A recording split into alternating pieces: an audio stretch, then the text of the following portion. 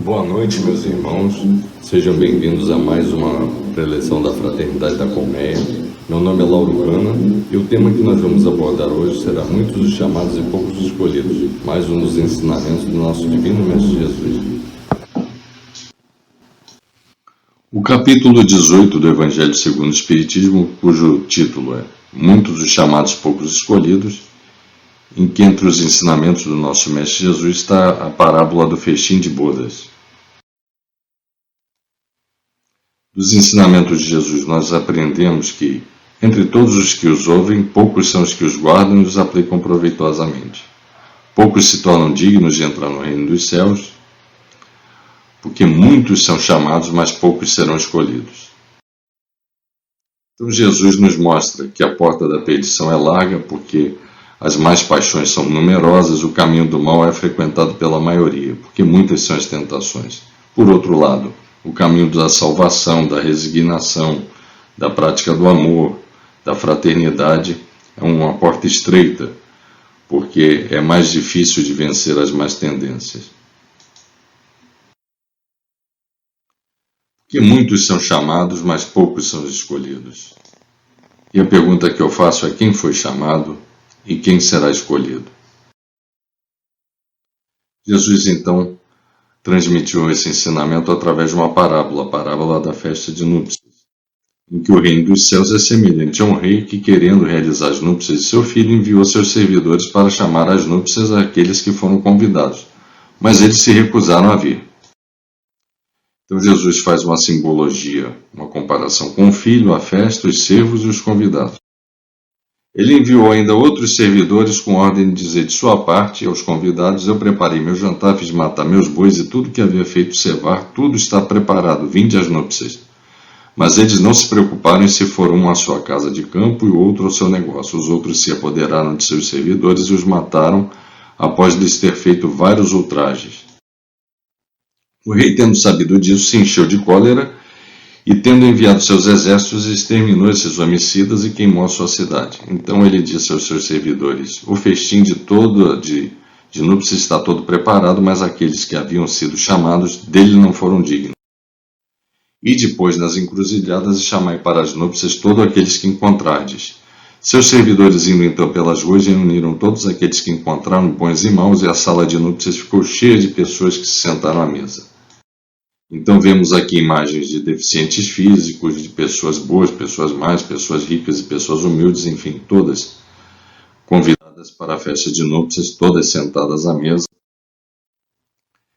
Mas em determinado momento o rei entrou e, se dirigindo a um homem que não vestia túnica nupcial, lhe disse: meu amigo, como entraste aqui sem a túnica nupcial? O homem guardou silêncio. Então o rei disse: atai-lhe as mãos e os pés e lançai-o nas trevas exteriores. Aí é que haverá prantos e ranger de dentes, porquanto muito há chamados, mas poucos escolhidos. Qual o significado da parábola da grande ceia ou do festim de núpcias? É possível aplicá-la nos dias que correm? Então a parábola, assim como muitas outras, porque Jesus falava através de parábolas, porque muitas das pessoas de sua época ainda não estavam preparadas para ouvir a sua mensagem. Então ele falava de uma forma muito simbólica. Então Jesus comparou o festim ao reino dos céus, onde havia apenas alegria e felicidade. Os primeiros convidados foram os israelitas, porque eram o primeiro povo monoteísta da época. Então assim, Jesus veio com a missão de transformar a lei do dente por dente e do olho por olho, contida no Antigo Testamento, na lei do amor, da fraternidade, do amor ao próximo. E os enviados então do rei eram os profetas, que foram transmitir os ensinamentos, a verdade para o povo.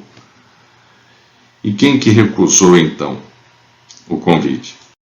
Os saduceus, os fariseus,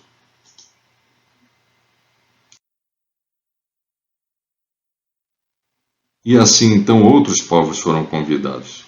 Quais foram esses povos? Bons e maus, todos os outros povos, pagãos e politeístas, porque após a crucificação, a divulgação deu-se pelos apóstolos e discípulos, em especial por Paulo de Tarso, junto aos povos gentílicos. então a palavra de Jesus foi levada a quem acolhesse a boa nova. Então esses seriam os novos convidados e teriam lugar na festa. A boa nova lhes seria pregada. Então a todo aquele que tivesse a boa vontade de ouvir a palavra do nosso Mestre Jesus, seria um convidado para a festa do Senhor. E seriam assim dignos de entrar no reino dos céus. E o povo hebreu, os judeus, foi o primeiro povo a ser convidado para a festa do Senhor. Eles acreditavam que eventos históricos, como Adão e Eva, a Arca de Noé e o dilúvio, a destruição de Sodoma e Gomorra, o episódio da Torre de Babel e a aliança do patriarca Abraão com Deus, todos esses fatos seriam uma expressão da vontade de Deus. Os judeus acreditavam em um Deus único, onipotente, onipresente, onisciente, que criou o mundo e os homens, e que fez um pacto com os hebreus, com o patriarca Abraão, mais especificamente, tornando-os o seu povo escolhido e prometeu-lhes uma terra que seria a terra de Canaã, muito mais fértil que a anterior, onde jorrariam leite e mel e o seu povo desfrutaria de toda a felicidade. Ou seja, aqui foi feita a promessa por Moisés de que houve a aliança do patriarca Abraão com Deus, e se seu povo fosse fiel a um Deus único e seguisse os seus desígnios, a sua vontade, herdaria a terra de Canaã, uma terra fértil onde eles desfrutariam de toda a felicidade. Então, o povo hebreu, segundo sua crença, tem sua história contada na lei escrita, a Torá, e na lei falada, Talmud, que Moisés recebeu de Deus no Monte Sinai. Moisés, então, foi a primeira grande revelação, trazendo através dos 5 livros do Pentateuco leis disciplinares. O Pentateuco, composto dos 5 livros, a Gênesis, que relata a origem da criação, do surgimento do universo, da terra, do homem, de todos os seres, e conta a história do patriarca Abraão e sua aliança com Deus, de onde ele partiu da cidade suméria de Ur, já na ocasião pertencendo à Babilônia, em busca da terra prometida em Canaã, conforme os desígnios de Deus. O Êxodo relata principalmente a libertação do povo hebreu após a escravidão de 430 anos no Egito. Levítico, instruções destinadas à orientação dos cultos. Números relata parte da história da peregrinação dos hebreus no deserto em direção a Canaã, a terra prometida. E Deuteronômio é um código de leis promulgadas por Moisés. Moisés, então, no Pentateuco, ele nos conta a história de Abraão, o primeiro grande patriarca, nascido na cidade de Ur, que pertenceu à antiga civilização da Suméria, na região da Mesopotâmia, e que já naquela ocasião, após a decadência dessa civilização, passou a fazer parte do Império Babilônico. Então, Abraão seria babilônico e teria partido da cidade de Ur, onde já era uma região já inóspita, em seca, em decadência, em direção à terra de Canaã, muito mais fértil, segundo a promessa de Deus, onde jorraria leite e mel e esse povo desfrutaria de toda a felicidade, desde que esse povo cumprisse com os desígnios de Deus, cumprisse com a sua lealdade a esse Deus único, e através dessa aliança abraâmica, em que Abraão mudou seu nome para Abraão, e tendo como um dos sinais dessa aliança a circuncisão, feita no 8º dia após o nascimento dos meninos, dos herdeiros. E Abraão, então, primeiro grande patriarca, e seria o pai de muitas nações, dos hebreus, dos cristãos e dos muçulmanos. Aqui está o trajeto em que Abraão partiu da cidade de Ur, na Babilônia, em direção até Harã, na Assíria, e de lá foi até a terra de Canaã. Depois de um período de seca foi até o Egito, depois retornando para esta região. Aqui então o trajeto da jornada de Abraão, de Ur até Harã, de lá a Canaã, um período até o Egito e o retorno àquelas terras de Canaã, a terra prometida. Aqui está a árvore genealógica das 12 tribos de Israel, em que Abraão teria inicialmente tido um filho, Ismael, com a sua escrava Agar, já que Sara, sua esposa, não conseguia conceber um filho. Ismael então teria dado origem ao povo ismaelita, o povo árabe. Posteriormente, Deus concebeu a graça a Sara, que gerou seu filho Isaque, Isaac teria tido um filho, Esaú, que daria origem aos Edomitas, e outro filho, Jacó, que depois mudaria seu nome para Israel, e seus herdeiros, seus filhos, e depois netos, dariam origem às 12 tribos de Israel, que seriam ocupadas por estes.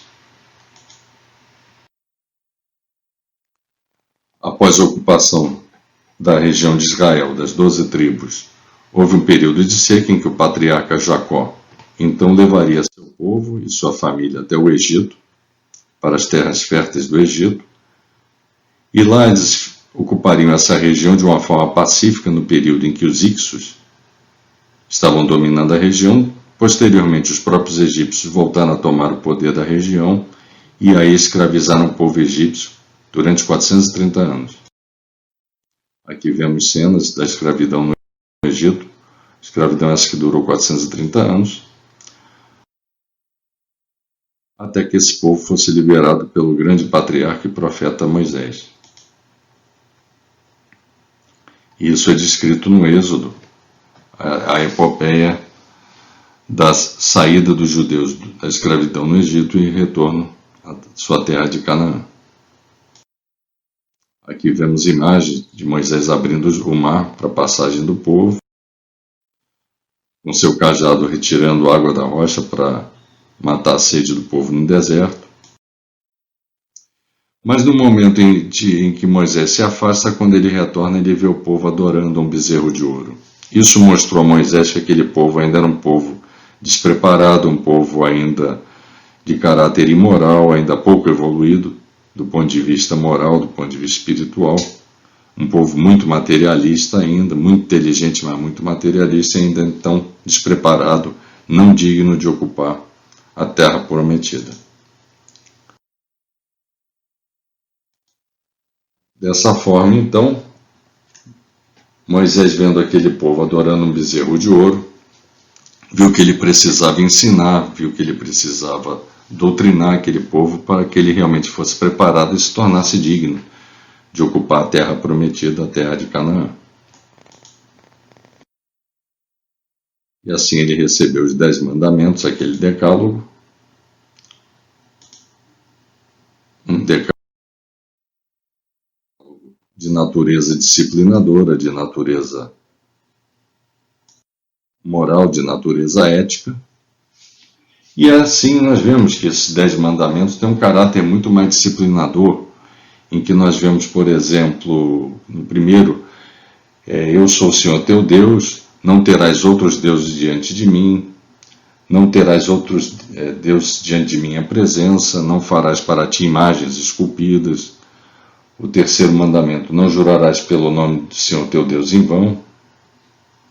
O quarto mandamento, lembra-se do dia de Shabbat, sábado, para santificá-lo.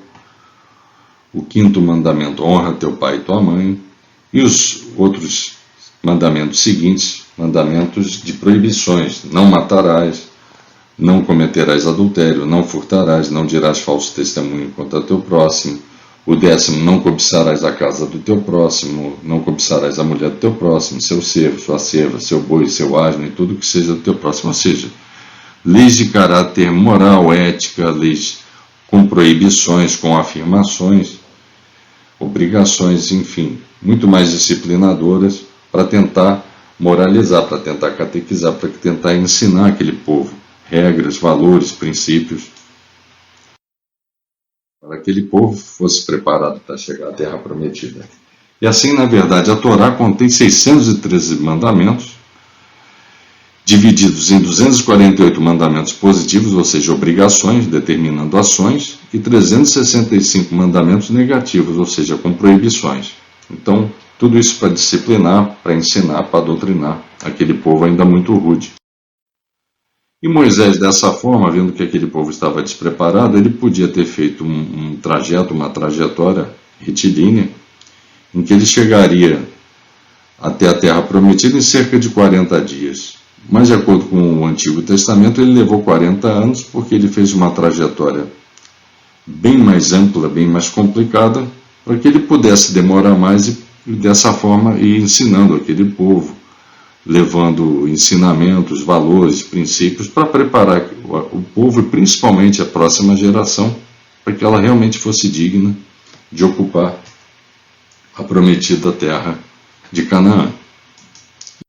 Assim foi feito. Moisés, então, nós vemos que há duas partes distintas na lei mosaica, a lei de Deus que é invariável, e que foi promulgada no Monte Sinai, e a outra lei, a lei civil disciplinar, que foi decretada por Moisés e apropriada aos costumes e ao caráter do povo.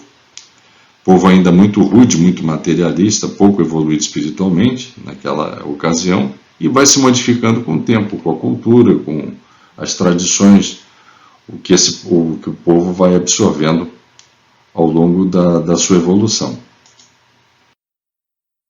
Então a lei mosaica é uma lei transitória, apresenta um Deus à imagem e à semelhança do homem, um Deus que a todo momento intervém, e é uma lei contraditória em que em determinados momentos Deus toma uma decisão, depois se arrepende, ele faz uma escolha, ele tem suas preferências, é uma lei conflituosa, e aqui temos na verdade um Senhor dos Exércitos que deverá ser mais temido do que amado, porque foi a forma como Moisés encontrou de disciplinar aquele povo ainda muito rude.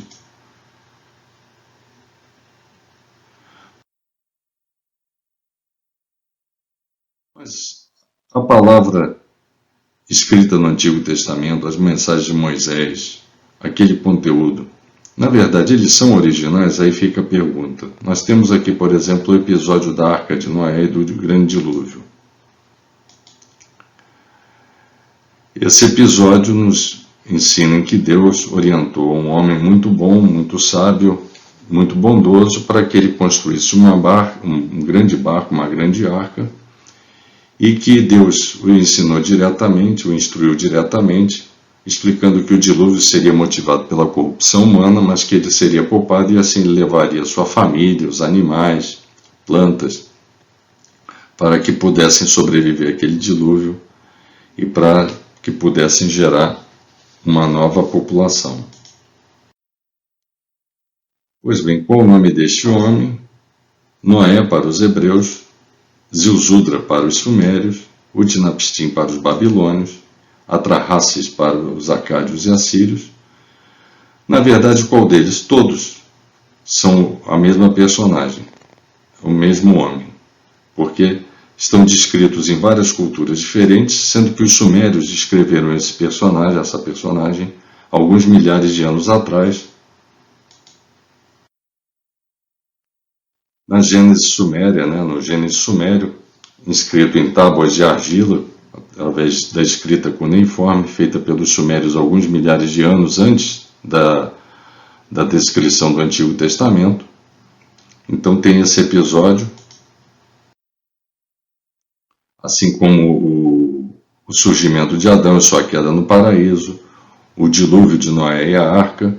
Então são episódios que já eram descritos há milhares de anos antes pela civilização suméria que ocupou a região da Mesopotâmia, alguns milhares de anos antes do nascimento do patriarca Abraão e da sua partida da cidade de Ur. Então, na verdade, aqueles ensinamentos de Moisés contidos no Antigo Testamento, muitos deles já faziam parte da cultura e dos ensinamentos da civilização suméria. Portanto não são absolutamente originais. Mas mesmo assim, nos ensinamentos de Moisés para o povo hebreu, nós tivemos a mensagem, os ensinamentos dos grandes patriarcas, Abraão, o seu filho Isaque, seu neto Jacó.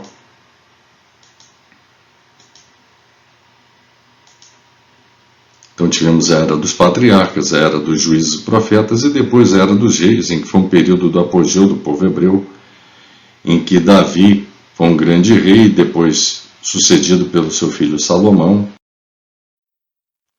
Aqui nós temos então o Templo de Salomão, construído por esse rei no século X a.C. Os profetas que foram os enviados de Deus para levar a palavra, levar a verdade, ensinar a verdade ao povo. Suas advertências eram desprezadas, eles quase não eram escutados e muitos deles foram mortos, assim como João Batista. Tivemos, por volta de 740 anos antes de Cristo, o profeta Isaías, que já fazia a profecia de que haveria salvação através dos mensageiros de Deus. Mas alguns séculos depois desse período de apogeu, o povo hebreu entrou numa crise política e, por conta de Roboão, houve uma separação do reino do norte, de Israel, do reino do sul, Judá. Em 721 a.C., o reino de Israel foi invadido e dominado pelos assírios. Em 612 a.C., o reino de Judá foi conquistado pelos babilônios e assim os hebreus viraram escravos, ficando no cativeiro da Babilônia.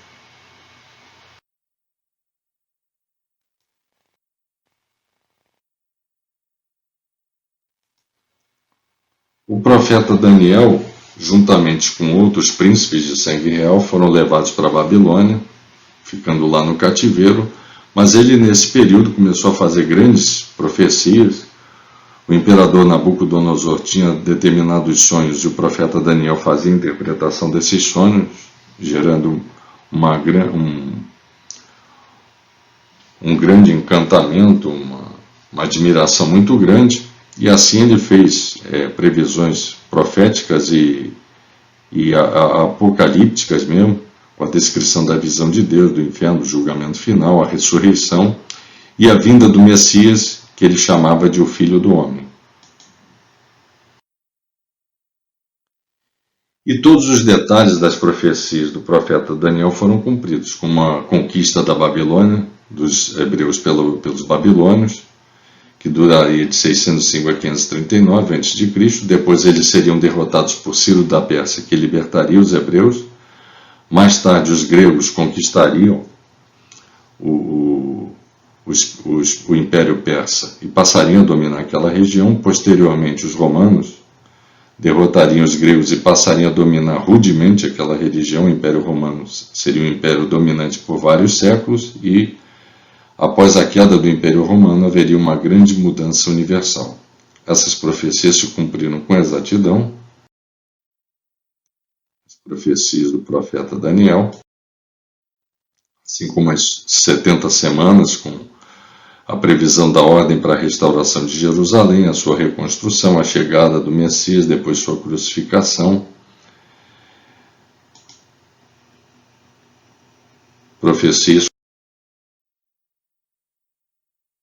cumpridas com exatidão. E o povo hebreu, o povo judeu, a religião judaica, apesar de ser a primeira religião monoteísta de sua época, mas pela convivência com outras culturas, pelo período de escravidão do povo hebreu, houve muita absorção de muito da cultura, dos ensinamentos, das tradições e dos cultos de outros povos. Então, apesar de ser uma religião monoteísta, a religião é absolutamente sincrética por influência de outras religiões, como foi o caso do zoroastrismo, uma doutrina persa do profeta Zaratustra para os persas e Zoroastro para os gregos, em que ele proclamava a luta entre o bem e o mal através do deus do bem Aru-Mazda e o deus do mal Arimã, e os seus mensageiros do bem passaram a ser incorporados como anjos pela religião judaica e os do mal como sendo demônios. Foi uma religião que influenciou muito o judaísmo, o cristianismo, o islamismo. Posteriormente, com a invasão grega, com a vitória de Alexandre Magno sobre os persas, a cultura e muitos dos elementos da doutrina grega, da doutrina politeísta grega, pagã, passou a também ter influência sobre os judeus, como foi o caso do batismo e da imortalidade da alma. O batismo era uma cerimônia pagã, originada da Grécia Antiga, em que os baptas, os sacerdotes da deusa Cotito, mergulhavam as pessoas na piscina batismal para que elas se arrependessem dos seus erros, seus pecados, através da água. Dessa forma, a religião judaica absorveu conceitos gregos como a imortalidade da alma e o batismo através das águas. Absorveu também muito dos ensinamentos dos grandes filósofos gregos, Sócrates, Platão principalmente e Aristóteles. Sócrates foi o fundador da escola ateniense de filosofia, que influenciou muito a filosofia ocidental, mas influenciou muito também os judeus e posteriormente até muita influência sobre o cristianismo e mais tarde sobre o próprio kardecismo, o próprio espiritismo. Então, Sócrates e Platão são considerados os principais precursores do cristianismo, através de seus ensinamentos, seus conceitos, porque além deles pressentirem as ideias cristãs, muito do que se encontra hoje na doutrina espírita também tem fundamentos, tem valores, tem ensinamentos desses filósofos atenienses. Sócrates, então, é exemplo do nosso mestre Jesus. Nada escreveu dos ensinamentos, quem escreveu suas mensagens foram os seus discípulos, principalmente Platão, e assim como ele pregava a crença num Deus único, na imortalidade da alma, na reencarnação, seus ensinamentos foram considerados como sendo corrompedores da juventude e ele foi condenado à morte por envenenamento.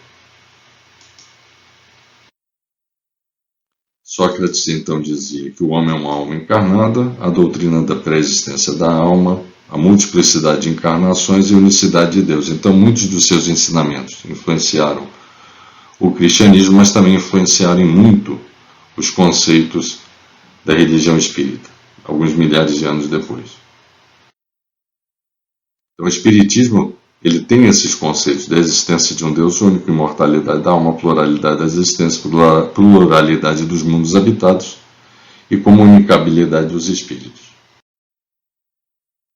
Platão, discípulo de Sócrates, também teve uma grande obra, também além de escrever os ensinamentos do seu mestre, também escreveu grandes obras e vejam os conceitos dos seus ensinamentos. A graça é a força que Deus concede a todo homem de boa vontade para se livrar do mal e fazer o bem. Nosso mestre Jesus também ensinava isso com outras palavras: ame a teu próximo como a ti mesmo e não faça aos outros o que não quer que façam contigo. Quem comete uma injustiça é sempre mais infeliz que o injustiçado, dizia Platão. Dizia também, não se deve nunca retribuir a injustiça com injustiça nem fazer mal a ninguém, qualquer que seja o mal que nos tenham feito. Nosso mestre Jesus nos ensinou o perdão. Se alguém te der um tapa, ofereça o outro lado da face para outro tapa. Só que Platão dizia, a riqueza é um grande perigo. Alguns séculos depois, o que nosso mestre Jesus nos ensinou? Quão dificilmente entrarão no reino de Deus os que têm riquezas, pois mais fácil é passar uma corda, não é um camelo, uma corda, pelo buraco de uma agulha do que um rico entrar no reino de Deus.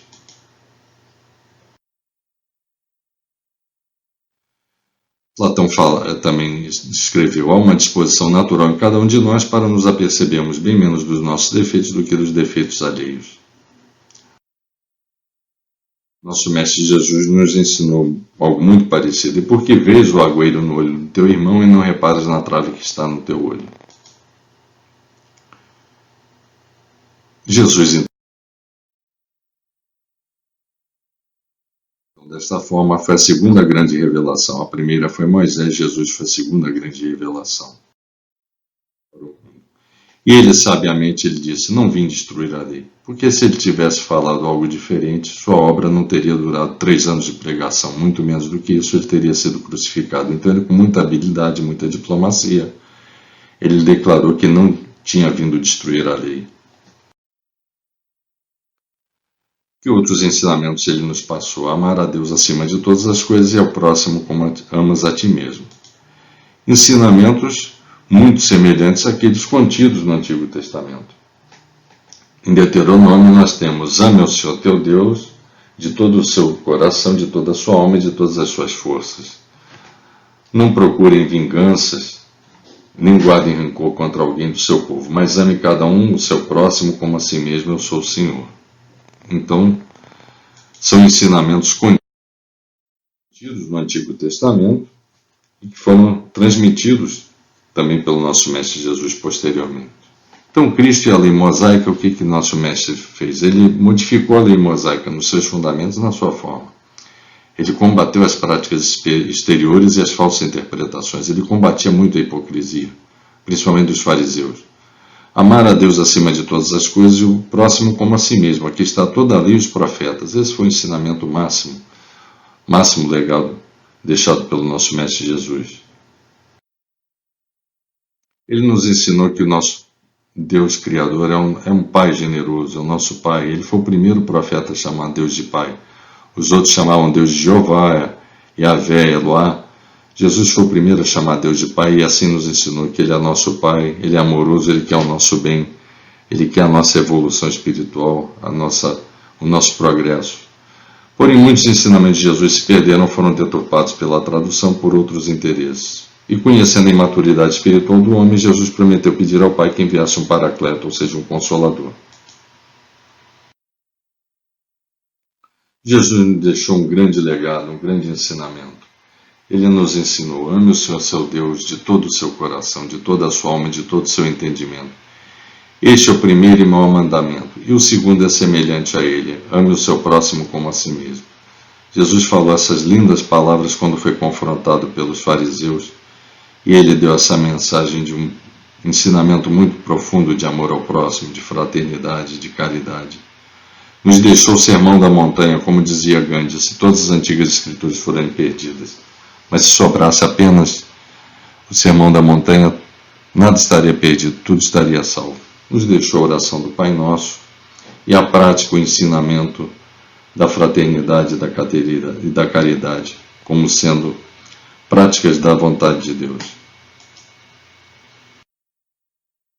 Albert Einstein, que era judeu, um dos maiores gênios da história da humanidade, um dos maiores cientistas, ele dizia: ninguém pode negar o fato de que Jesus existiu, nem que seus ensinamentos sejam belos, ainda que alguns deles tenham sido proferidos antes, mas ninguém os expressou tão divinamente. É verdade. Albert Einstein, nessa mensagem, disse tudo. Jesus falou algo que estava contido nos antigos profetas, no Antigo Testamento, muitas das mensagens proferidas pelos filósofos gregos, porém ninguém falou de forma tão divina, tão amorosa quanto ele. E por que os judeus não reconheceram Jesus como Messias? Que tipo de líder será Messias, Messias, como eles chamavam? Será um homem que possui qualidades extraordinárias, será proficiente tanto nas tradições escritas quanto nas orais da Torá. Lutará incessantemente pela observância da Torá entre os judeus e os não-judeus. Ele será escrupulosamente observante e encorajará outros a atingirem os mais altos padrões. Defenderá os princípios religiosos e reparará as brechas em seu cumprimento. Messias será considerado um verdadeiro rei, uma pessoa que lidera o caminho no serviço a Deus, totalmente humilde e inspirador. Eu pergunto a vocês, meus irmãos, Jesus não tinha exatamente todas essas qualidades que eles queriam do Messias? E segundo eles, o Messias erigirá o terceiro templo, congregará todos os judeus na terra de Israel, fará o mundo entrar numa era de paz universal e dará fim ao ódio, à opressão e às doenças, tal como escrito. Uma nação não levantará a espada contra a outra e nem se arrastarão mais para a guerra. E em quarto, propagará o conhecimento universal de Deus de Israel, que reunirá a humanidade em um só povo, como está escrito: o Senhor reinará sobre toda a terra. Naquele dia o Senhor será o único Deus e só o seu nome será invocado. Mas Jesus não veio pregar exatamente isso: o amor entre todos como irmãos, o amor entre as nações, a paz, o amor ao próximo, a caridade, a fraternidade. Jesus veio pregar exatamente isso: a paz entre os homens. Infelizmente, os homens é que não seguiram, ainda não estavam preparados, ainda não estavam evoluídos o suficiente para seguir os ensinamentos do nosso Mestre Jesus. Então, aqui a Palestina sob Herodes. Aqui nós vemos Jesus em confrontação com os fariseus, porque ele combatia a hipocrisia dos mesmos. Os escribas e os fariseus sentaram-se na cadeira de Moisés. Observai e fazei tudo o que eles dizem, mas não façais como eles, pois dizem e não fazem. Jesus criticando severamente a hipocrisia dos fariseus. Aqui nós vemos também Jesus pregando para os seus discípulos, sendo rigorosamente observado pelos fariseus.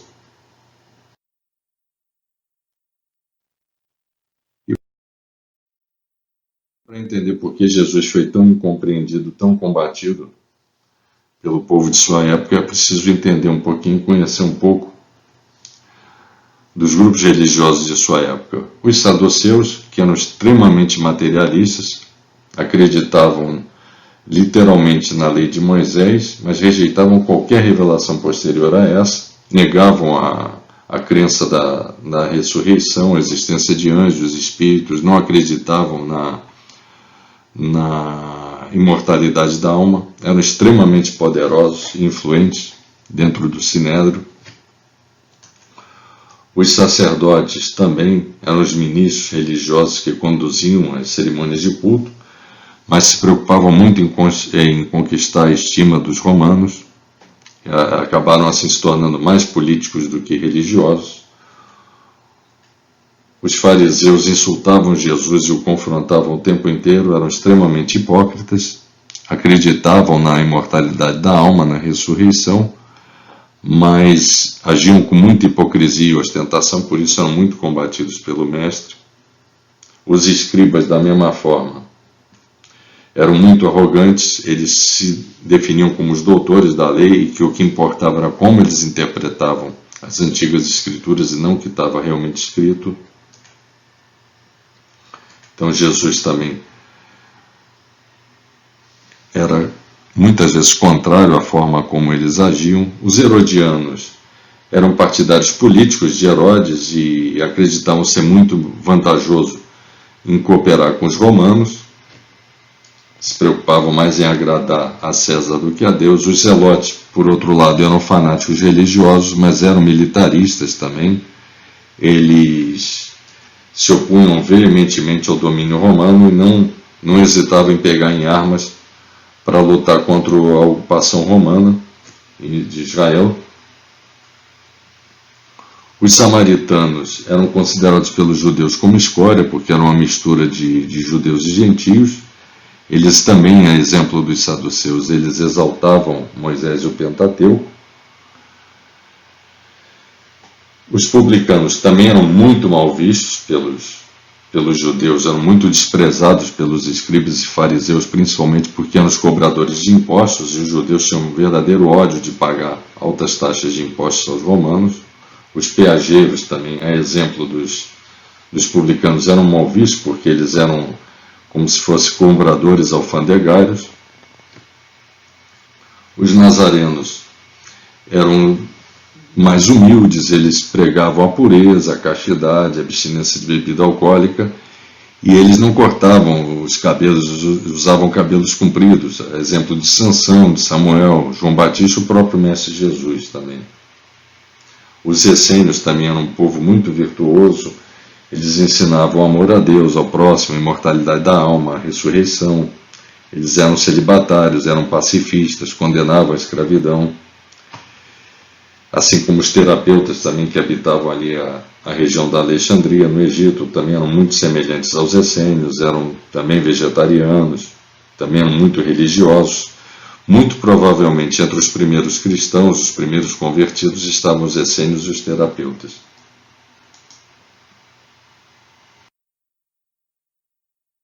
Mas infelizmente a palavra de Cristo foi mal interpretada, ou feriu muitos outros interesses, como nós vimos, e dessa forma nosso mestre foi condenado à crucificação.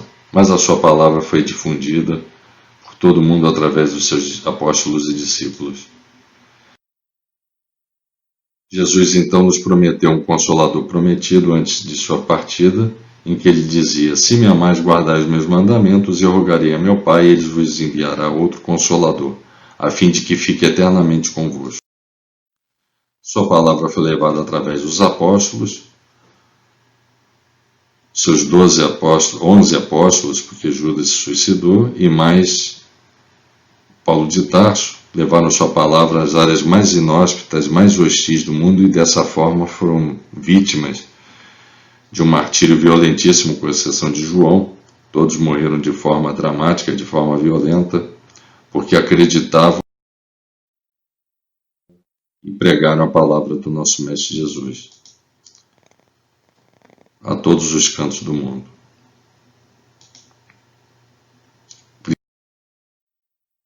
Principalmente dentro do Império Romano, em que sua palavra foi mais difundida, e a missão do apóstolo Paulo foi fundamental, através de suas cartas e suas pregações.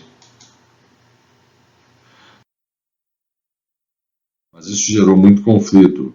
Os novos convertidos ao cristianismo, à palavra de Jesus, foram muito perseguidos. Dentro do próprio judaísmo, entre os judeus, eles eram expulsos das sinagogas.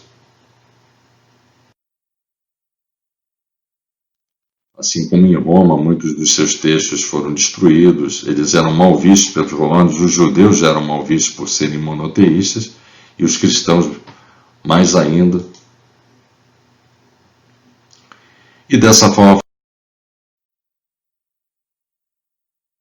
foram muito perseguidos, principalmente nos impérios de Nero, Marco Aurélio e Diocleciano, sofrendo perseguições e mortes bárbaras. Nero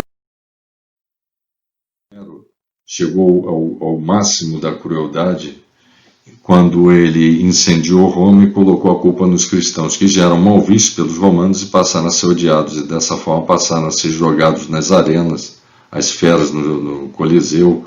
Muitos eram crucificados e depois queimados como tochas vivas para iluminar o Coliseu e as ruas de Roma.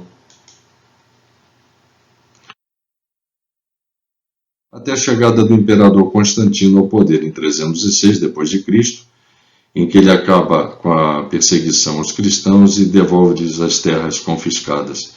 A mãe de Constantino, a rainha Helena, havia se convertido ao cristianismo e assim ele cessa a perseguição aos cristãos.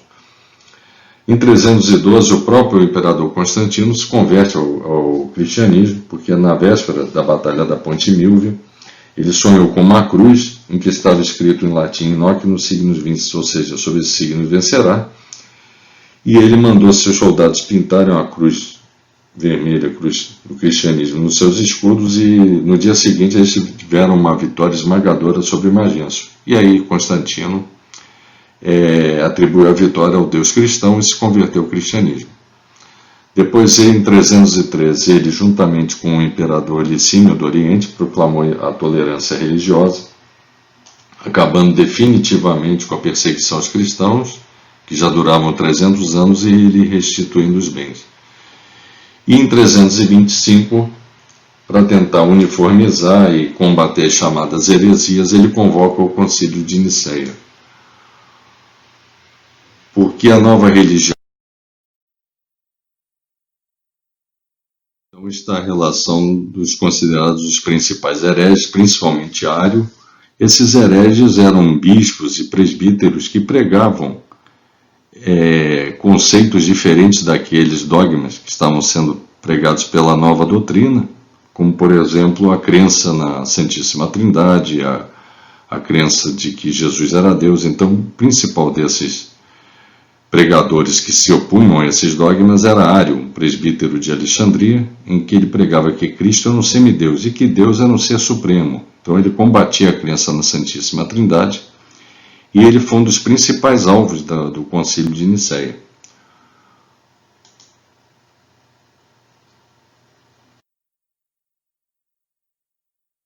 O Concílio de Nicéia foi um concílio ecumênico que visava uniformizar e definir os caminhos, os rumos para os ensinamentos da nova doutrina. Foi convocado pelo imperador Constantino, tinha a participação do bispo Eusébio de Cesareia, que era muito seu amigo. O Papa Silvestre I era o Papa durante o Concílio de Nicéia, que teve por objetivo então definir o que seria considerado sagrado, o que seria considerado como parte da nova doutrina. Durante esse concílio, Ário foi condenado, foi dessa forma condenado ao exílio e depois condenado à morte por envenenamento. Aqui nós vemos a imagem dele sendo agredido por Nicolau, que depois passou a ser santificado. Aqui nós temos a imagem do imperador Constantino e dos outros bispos chamados os pais da igreja. E também o tema principal do Concílio de Nicéia foi a proclamação de que Jesus era Deus, a reafirmação da Santíssima Trindade de que Jesus seria o Pai, o Filho e o Espírito Santo, a formação do cânon definindo o que seria de inspiração divina, o que seria sagrado, a redação do Credo de Nicéia, inclusive num de seus textos está lá escrito creio na ressurreição dos mortos. O domingo, então, não mais o sábado dos hebreus, mas o domingo passou a ser o dia oficial de descanso, e a definição da data e da celebração da Páscoa. O Concílio de Nicéia trouxe consequências positivas. Cessaram todas as perseguições aos cristãos, os templos foram restaurados, a crucificação foi abolida e as lutas de gladiadores foram gradualmente sendo proibidas. Mas trouxe muitas consequências negativas também. Passou a igreja a ter um domínio absoluto, uma vida luxuosa, com acúmulo de terras, havendo novas interpretações religiosas, e aqueles que se opunham a essas interpretações e esses dogmas eram considerados hereges, passavam a ser perseguidos. Então, ao clero foram concedidos muitos privilégios, numa só entidade, dois braços, o espiritual e o secular. O imperador Constantino, que presidiu o concílio, passou a ser o Pontífice Máximos, e o paganismo migrou para dentro da igreja como uma forma da nova religião se tornar mais popular também.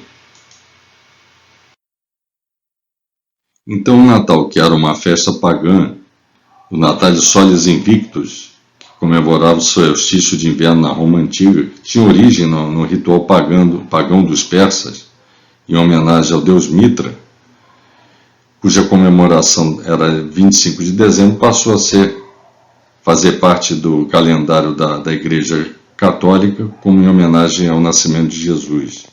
Outros rituais pagãos também, de culturas celtas e nórdicas, também passaram a migrar para dentro do cristianismo.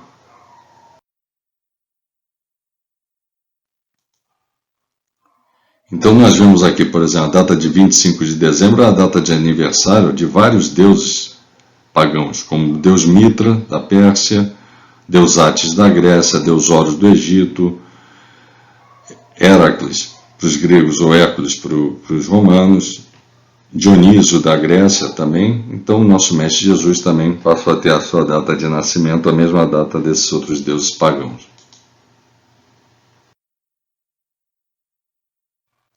Dessa forma também, a religião cristã também tornou-se sincrética, absorvendo vários dos rituais e de elementos de outras doutrinas pagãs, como por exemplo a imagem salvadora messiânica de Jesus, também nós encontramos do deus Horus no Egito, Krishna na Índia, Dioniso na Grécia, Mitra da Pérsia. Então a religião cristã tornou-se sincrética com a imagem, por exemplo, da Virgem Maria com o menino Jesus. É uma imagem também que encontramos da deusa egípcia Ísis com seu filho Horus, da deusa babilônica Semiramis com seu filho Thanos, e Devaki com seu filho Krishna também. Assim como o batismo, que era um ritual de origem pagã dos gregos, foi absorvido pela religião judaica e depois pela Igreja Católica como uma forma de combater a crença na reencarnação.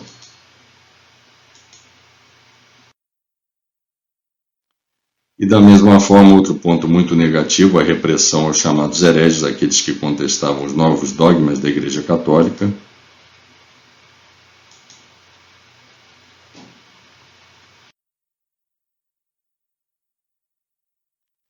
E outro legado muito negativo para a história da humanidade foi a forma como a Bíblia Sagrada foi redigida a partir das definições do Concílio de Nicéia. Os pais da igreja, os apologistas, os bispos e presbíteros, eles leram os livros escritos após a morte de Jesus e que circulavam nas igrejas, e aí eles definiram quais que seriam inspirados pelo Espírito Santo e quais não eram. E os escritos, as escrituras do Antigo Testamento já estavam definidas pelos judeus, e dessa forma, assim, eles formaram a Bíblia Sagrada com 73 livros. São 46 livros do Antigo Testamento e 27 livros do Novo Testamento.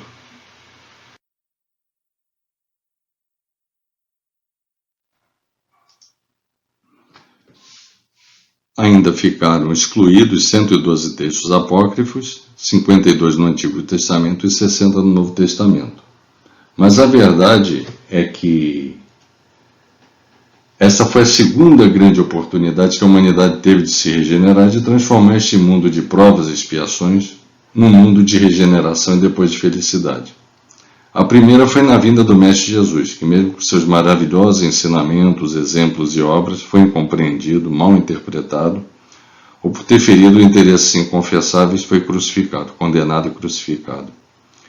E quando o Concílio de Nicéia foi convocado para desfazer dúvidas e conflitos, deveria ter tomado por base para a nova doutrina, a doutrina cristã, a doutrina que viria ser a base da Igreja Cristã e a Igreja Católica, deveria ter tido por base o Evangelho de Jesus com seus maravilhosos ensinamentos.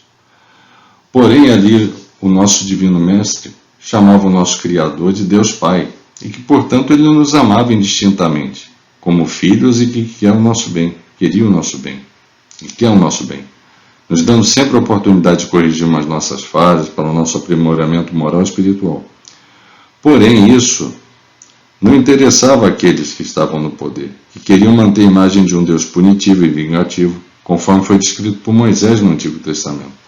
Pois desta forma as pessoas passariam a temer a Deus mais do que amá-lo, assim como a seus representantes na terra, o imperador e principalmente o Papa, de acordo com os ensinamentos da Igreja Católica. Então, na verdade, o interesse maior foi pelo poder, e não propriamente de levar o ensinamento e a palavra do Mestre Jesus a todos os povos.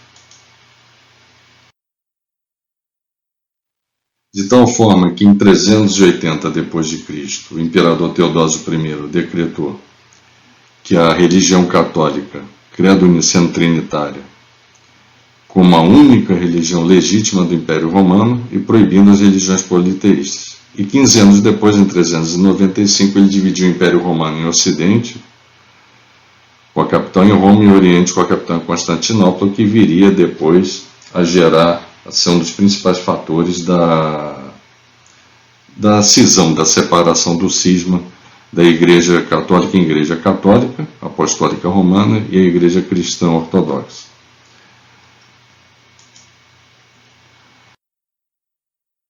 Bom, a Igreja, então, dessa forma, em consequência de tudo isso, passou a ter muito poder, ser dona de terras, perseguiu os chamados hereges, a Santa Inquisição foi adotada queimando pessoas a quem eles consideravam como hereges, que não aceitavam os dogmas ou que contestavam qualquer das afirmações da Igreja. A Santa Inquisição medieval, então, foi oficialmente instituída em 1184, depois de Cristo, mas elas na prática já vinha sendo exercida, executada, com a queima de pessoas na fogueira. E após os séculos de trevas, quase 1500 anos de trevas, de obscurantismo, de muita crueldade, ocorrida na Idade Média, veio a Idade Moderna, a partir do século XVI, com novas formas de arte, novas formas de cultura. E surgiram os grandes reformadores protestantes, Lutero, Calvino, Zwinglio, Menor Simon, Henrique VIII. O que mais se destacou, sem dúvida, Martim Lutero, um monge agostiniano e teólogo alemão. Ele traduziu a Bíblia para o alemão.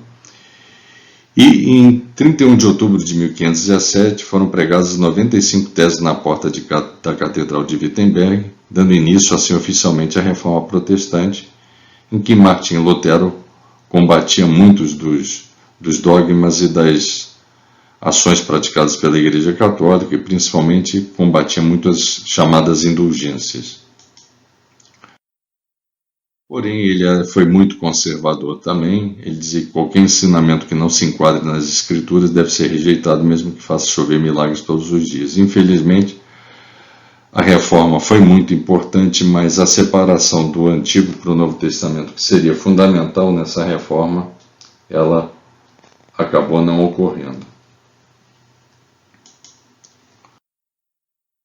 Também um outro importante pregador, Zwingli, Ulrich Zwingli, Zwinglio, Também foi importante teólogo suíço e líder da reforma protestante na Suíça, preparou 67 breves artigos de fé, negou a existência do purgatório, criticava o culto às imagens, criticava a devoção à Virgem Maria e aos santos. Também foi outro importante reformador protestante, assim como Calvino, também Jean Calvin, João Calvino, professor de teologia cristão francês. Ele pregava a onisciência de Deus, combatia o pagamento das indulgências também, mas por outro lado ele pregava a salvação pela predestinação concedida por Deus somente para algumas pessoas escolhidas. Nós, como cristãos, como espíritas, não aceitamos esse tipo de conceito, porque achamos que Deus, acima de tudo, é justo e nos ama a todos como seus verdadeiros filhos.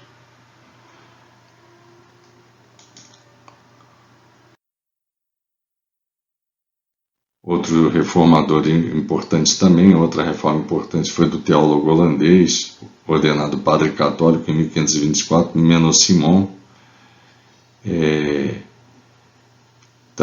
também dando origem aos anabatistas. Também outro reformador também foi o rei Henrique VIII da Inglaterra, em que ele queria o seu divórcio, que não foi concedido pelo Papa, e assim ele rompeu com a Igreja Católica e fundou a Igreja Anglicana, em que o rei ou a rainha seria o chefe da igreja. Durante esse período também nós tivemos as grandes navegações, os novos descobrimentos de novos continentes. Infelizmente para a humanidade foi um período que era para ter trazido uma expansão do cristianismo, uma expansão da palavra de Jesus, um amor fraterno para mais diversas populações, mas infelizmente o que se seguiu foi um período de muita matança, de conquistas sangrentas e de muita exploração e escravidão para os novos povos dos novos continentes. Na Idade Contemporânea, nós tivemos o surgimento do Iluminismo, um movimento cultural que se desenvolveu na Europa, principalmente na Inglaterra, Holanda e França, nos séculos 17 e 18, em que vinha ocorrendo desde o Renascimento, com ideias de uma liberdade política e econômica defendidas pela burguesia. O Iluminismo também incluía ideias centradas na razão como fonte de autoridade e legitimidade, e dessa vez proclamando a separação da Igreja e do Estado da Igreja, proclamando assim a formação de um Estado laico, né? E pregando, principalmente defendendo ideais como a liberdade, progresso, tolerância, fraternidade e um Estado laico, efetivamente laico. Na França, as doutrinas centrais dos filósofos do Iluminismo eram a liberdade individual e a tolerância religiosa, em oposição absoluta àqueles dogmas da Igreja Católica. O Iluminismo foi marcado por metodologia científica e um crescente questionamento da ortodoxia religiosa.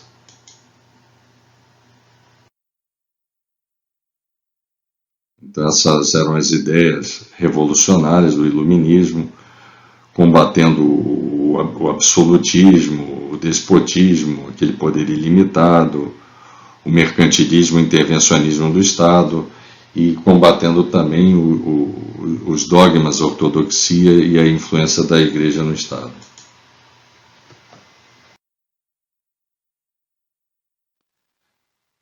Em paralelo com esse movimento também surgia a Revolução Industrial, modificando definitivamente os rumos da humanidade, com a criação de máquinas, muitas vezes em substituição ao trabalho humano, aumentando a produtividade, fazendo com que a população rural começasse a migrar para as cidades, mudando as empresas de caráter artesanal e familiar para empresas de produção em massa, mudando totalmente os rumos da humanidade. Nesse cenário, então, surge Allan Kardec, que viria a ser o codificador do Espiritismo. Era a pessoa certa no lugar certo na hora certa, porque era um cientista, um educador, um homem extremamente culto, extremamente racional, que inicialmente até ficou cético em relação àquelas mensagens que chegavam, mas posteriormente ele começou a se render aos dados, aos fatos e principalmente à veracidade daquelas mensagens espirituais que lhe chegavam dos mais diversos lugares, não só de Paris, mas do restante da França, até de outras cidades europeias, e dessa forma ele começou a se render aos fatos e foi codificando todas aquelas mensagens, reunindo, e dessa forma foi o grande codificador da nova doutrina, da doutrina espírita, que seria a terceira grande revelação, seria o Consolador enviado por Jesus. Kardec, então, na sua primeira pergunta aos espíritos, ao Espírito da Verdade, ele perguntou o que é Deus e não quem é Deus. E os espíritos responderam das mais diversas localidades, respostas absolutamente semelhantes, em que Deus é a inteligência suprema, causa primária de todas as coisas. Primeira pergunta do Livro dos Espíritos. Então, dessa forma, deixamos de perguntar quem é Deus e passamos a ver Deus como um ser supremo, vamos abandonando aquelas formas, ações e atributos humanos, vistos principalmente no Antigo Testamento, substituindo aquele Deus de Moisés com raiva, sentimento de vingança que castiga, que é tirano, pelo Pai amoroso representado por Jesus, em que Deus é amor. Sócrates também influenciou, como eu havia falado antes, muito o kardecismo, a doutrina espírita. Alguns milhares de anos antes, ele dizia: o homem é uma alma encarnada, a doutrina da preexistência da alma, a multiplicidade de encarnações e a unicidade de Deus. E o espiritismo engloba esses conceitos: existência de Deus único, imortalidade da alma, pluralidade das existências, pluralidade dos mundos habitados, comunicabilidade dos espíritos. Sócrates também dizia: as almas, depois de permanecerem no Hades o tempo necessário, são reconduzidas a esta vida por numerosos e longos períodos. Conceito claramente incorporado ao kardecismo, em que Allan Kardec dizia: a doutrina da reencarnação consiste em admitir para o homem muitas existências sucessivas, é a única que corresponde à ideia da justiça de Deus, pois oferece-nos o meio de resgatarmos os nossos erros através de novas provas. A razão assim nos diz, é o que os espíritos nos ensinam. Sócrates falava: as mais belas preces agradam menos à divindade do que uma alma virtuosa que se esforça por assemelhar-se a ela. Kardec dizia algo muito semelhante: as boas ações são a melhor prece, por isso que os atos valem mais que as palavras. Vencer a si próprio é a maior das vitórias, dizia Platão. Essa não é a base da reforma íntima? O que está de errado em nós? Reforma íntima é a reforma do nosso eu, nosso íntimo. É a mudança para melhor e para elevar-se na condição humana.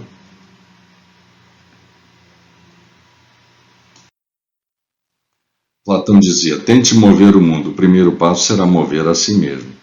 O próprio Gandhi, que era um hinduísta, brahmista, não era teoricamente um cristão, mas foi um grande seguidor e admirador das palavras de Cristo. Ele dizia: antes de querer o mundo, mude a si mesmo. Que é a base da reforma íntima. Reforma íntima, então, deve ser isso mesmo, ser considerado como melhoria de nós mesmos e não anulação de uma parte de nós considerada ruim. Uma proposta de aperfeiçoamento gradativo cujo objetivo maior é a nossa felicidade.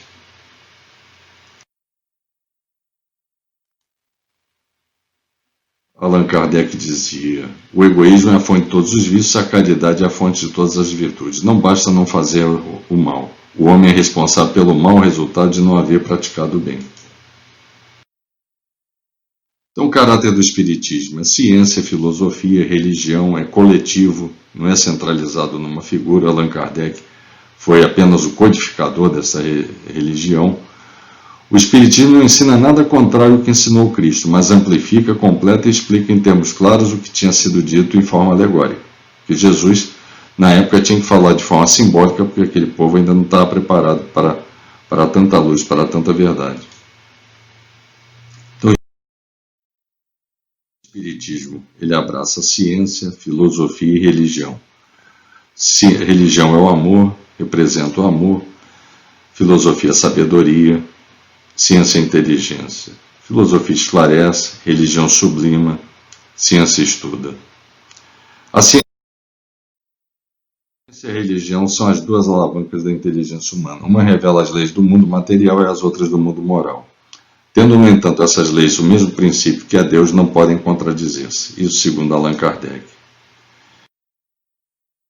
Ele dizia também sobre a ciência e o espiritismo. A ciência estuda os efeitos, o espiritismo remonta às causas. No dia em que a ciência provar que o espiritismo está em erro num ponto, cumpre aos espíritas abandonar este ponto equívoco e seguir a ciência.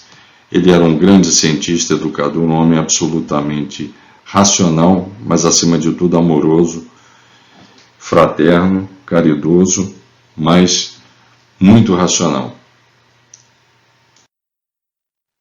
O chamamento, então, é uma necessidade de evolução. Então, como foi ensinado pelo Mestre Jesus, a porta larga é a da perdição, das paixões mais, do caminho do mal.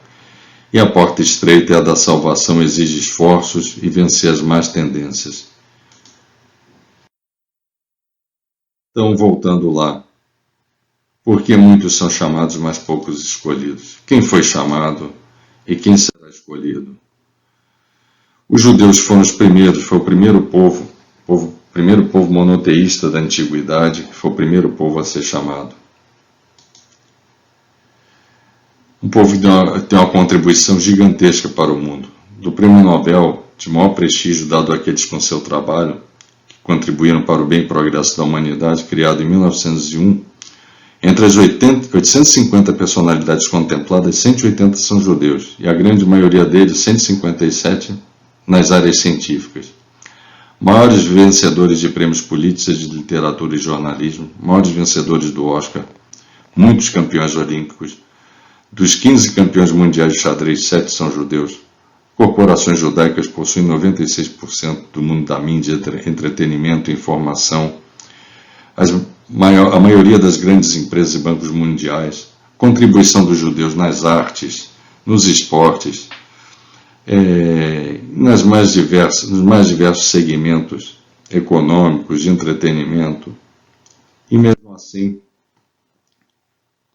nós vemos uma prosperidade econômica e carreiras vitoriosas. Por quê? Primeiro, o povo monoteísta, povo escolhido de Deus, a aliança com Abraão, são extremamente inteligentes, são muito unidos e se ajudam mutuamente, são extremamente patriotas e nacionalistas, muita força de vontade, sofrimento coletivo por que passaram, ensinamentos do ocultismo da Cabala. Eu diria que todas as respostas acima fazem desse povo ser um povo extremamente diferenciado. Mas mesmo assim, por que tanto sofrimento? Escravidão no Egito, escravidão na Babilônia, domínio sobre a Grécia, domínio sobre Roma, destruição de Israel e a primeira diáspora, expulsão da Espanha e Inquisição, perseguição e discriminação em quase 2000 anos, e culminando tudo isso com o Holocausto, com a morte de milhões de judeus, mais de 6 milhões, durante a Segunda Guerra. Por que isso? Porque ninguém pode servir a dois senhores, porque ou há de odiar um e amar o outro, ou se dedicar a um e desprezar ao outro. Não podeis servir a Deus e a Mamon, está em Mateus capítulo 6, versículo 24, ensinado pelo Mestre Jesus, ou seja, materialismo demais também faz mal. O povo monoteísta, primeiro povo monoteísta da antiguidade, chamado para ser o povo de Deus, primeiro, mas virou as costas para o nosso Messias, que veio trazer uma mensagem de amor, de fraternidade, de caridade para todo mundo. Depois, o segundo chamamento veio para os cristãos. A Igreja Católica se formou lá atrás como a igreja que seria a igreja responsável para levar a palavra de Cristo a todos os povos, mas se desvirtuou, principalmente quando juntou o Antigo ao Novo Testamento como uma forma de manutenção de poder.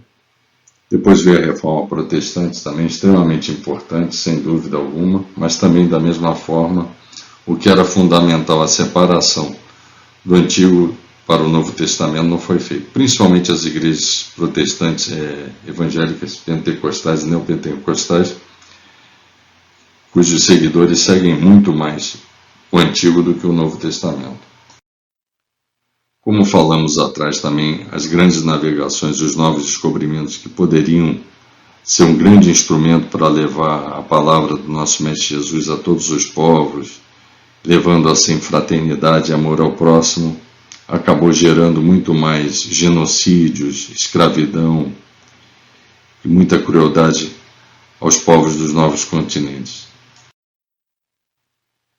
Tivemos um movimento que representou tudo isso, que foi o imperialismo com exploração de povos mais humildes por todo o mundo. Tivemos o Renascimento, o Iluminismo, a Revolução Industrial, que trouxeram progresso material, principalmente para a humanidade, mas não na mesma proporção, um progresso moral e espiritual. Tivemos as grandes guerras mundiais, Primeira e Segunda Grandes Guerras Mundiais. Depois a Guerra Fria, amedrontando todo mundo. Depois Guerra do Golfo, ataque às Torres Gêmeas, atos de terrorismo espalhados pelo mundo. Enfim, os primeiros convidados foram os povos da antiguidade, mas a maioria não aceitou o convite divino e, além disso, os profetas que revelavam o reino de Deus foram mortos. A seguir, os cristãos foram chamados, mas poucos aceitaram o convite e vestiram a veste nupcial. E os espíritas também vão recusar o convite do Senhor? Lembrem-se, a quem muito foi dado, muito será exigido, e a quem muito foi confiado, muito mais será pedido. Jesus nos ensinou: eu sou o caminho, a verdade e a vida. Ninguém vem ao Pai a não ser por mim. Pelas suas obras é que se reconhece o cristão. Não basta dizer sou cristão para que alguém seja um seguidor do Cristo. A túnica nupcial, conforme Jesus nos ensinou, é aquele que cumpre a lei de Deus, porque fora da caridade não há salvação. Então temos que manter o coração puro e praticarmos verdadeiramente o amor ao próximo, a fraternidade e a caridade, conforme Jesus nos ensinou. A missão é servir. Quem quiser ser o primeiro, seja o servo de todos. Terminando com algumas frases importantes, uma de Voltaire, um dos gênios do iluminismo: eu acredito no Deus que criou os homens e não no Deus que os homens criaram. Também muito importante essas frases de Frederico II, o grande rei da Prússia: todas as religiões devem ser toleradas, pois cada um de nós tem o direito de ir para o céu à sua maneira.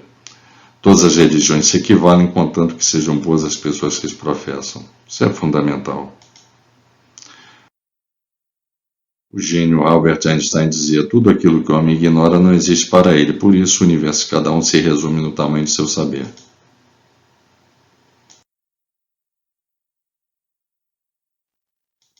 E a última frase é essa de Caroline Myss, uma jornalista americana que era católica, se converteu ao kardecismo, ao espiritismo. Ela diz: a exposição à verdade muda a tua vida, ponto final. Seja essa verdade uma revelação sobre honestidade e integridade pessoal, ou se for uma revelação divina que reestrutura o teu lugar no universo.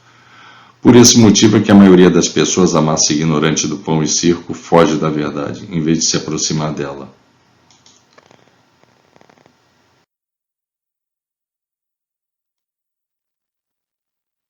Algumas referências bibliográficas e de sites.